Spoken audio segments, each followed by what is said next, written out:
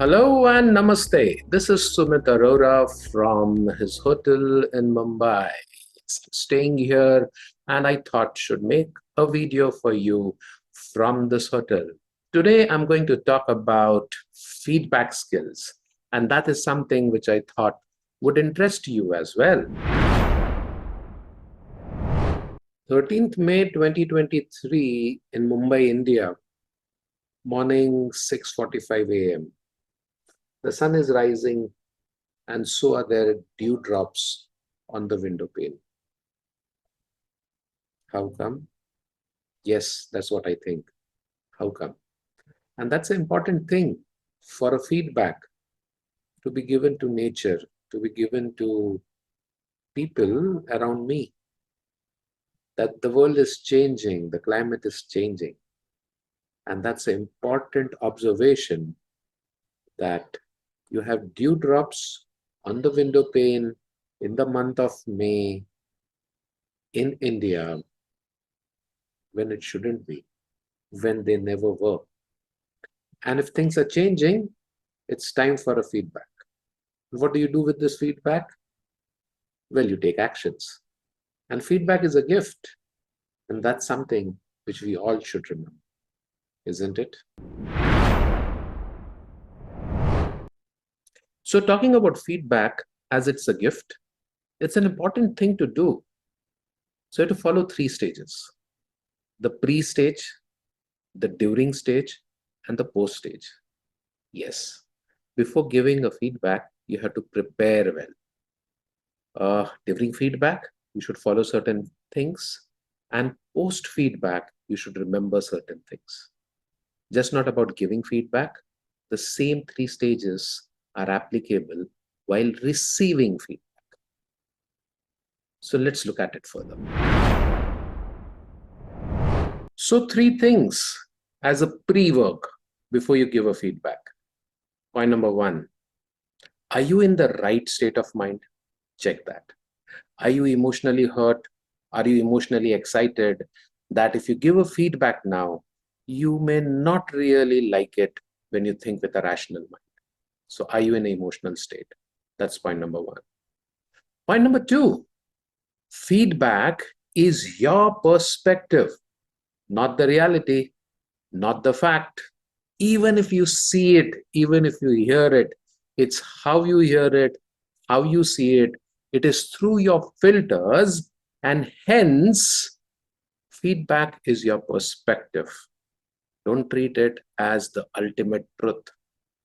And point number three, an important action point to take: seek permission of the person whom you want to give feedback.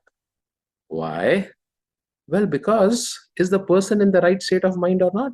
We should check that, isn't it? And your feedback is a worthy gift. Does the person need it? If the person needs it, if the person is ready to accept it, only then give a feedback. Now let's come to the second part of the feedback, that is delivering the feedback. Very important to follow the KISS method. KISS method? Yes, keep it short and simple. Do not complicate it. Do not use too many words. Keep it as short as possible. No one wants to hear a long feedback. As soon as you begin a feedback, they have heard it, they think they have understood it, they want you to stop, and they want to go out and curse you. So keep it short and simple. Second, don't be moralistic and preachy about that. It is about me, I am taking care of you, nobody do this, etc., etc., etc. No emotional things, please. Be as rational as possible.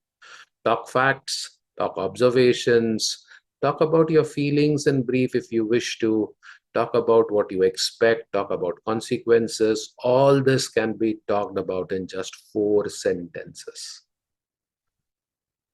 And one of the important things which you need to look at when you do a feedback is to keep the discussion two-way. Don't just blah, blah, blah, blah, blah, and come back. Listen to the other person's perspective. Say something, give a feedback, and ask, what are your views about it? When the other person is speaking, listen, acknowledge, do not cut short. That's an important thing to do during feedback. Keep the feedback productive and pleasant. Smile when you are listening, smile when you are speaking. You don't have to have a grummy face while you speak. And after the feedback, remember, it is not that everything is going to change.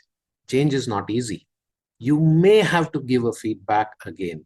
And that's an important thing to remember. It many a times happens that once I give a feedback, I don't want to give a feedback again. Also remember that change also happens when the other person cares enough for the person who is giving a feedback. He holds him at a high state. And that's an important part of the relationship that you have with that person. So you have to build on your social pyramid if your feedback is not working.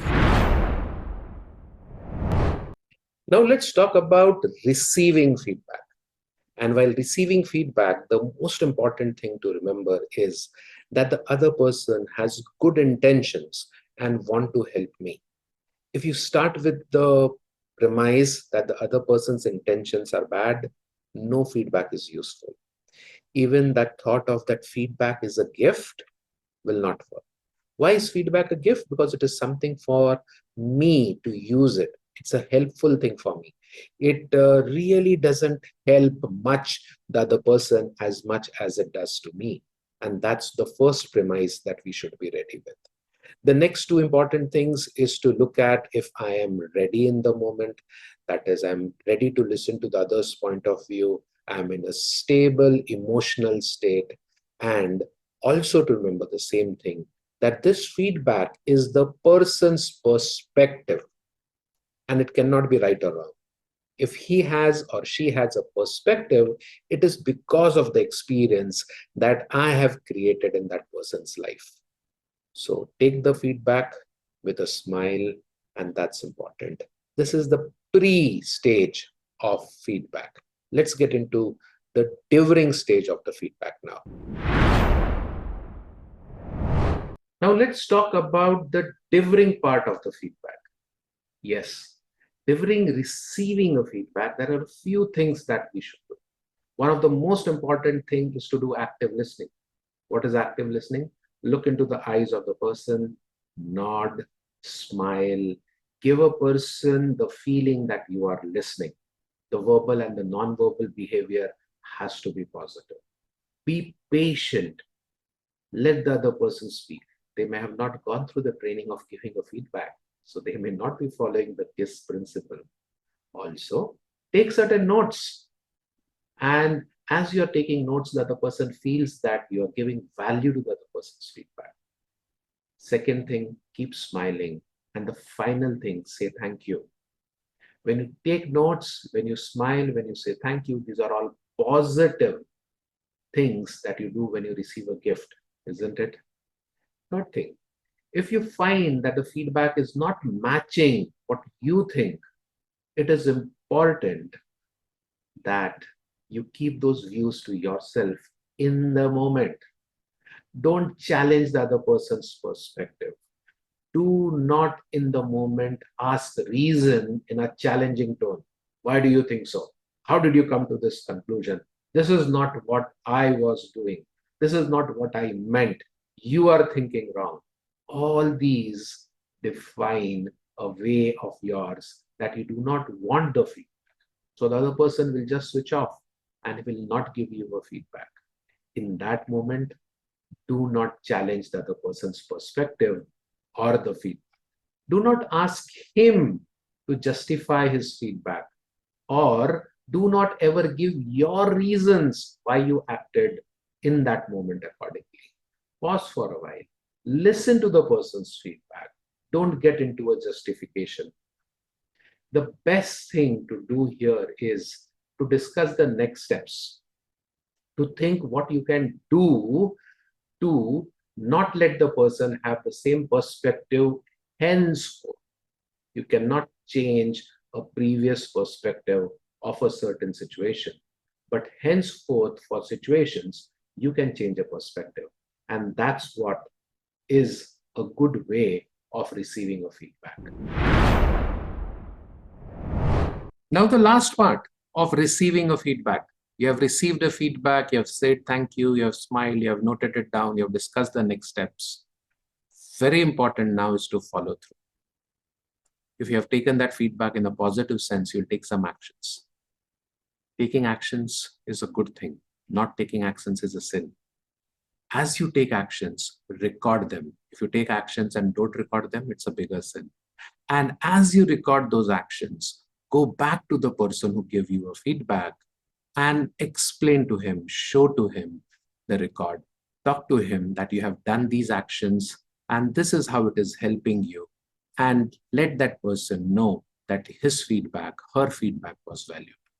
If he has a feedback on your actions, well, take that again and it would help you improve further. This is actually how you take care of gifts, isn't it? You get a gift and then you get a re-gift. That's what salespeople do. They sell and they upsell and cross-sell. So should you do the same thing with feedbacks. So happy receiving feedback. Thank you and bye-bye.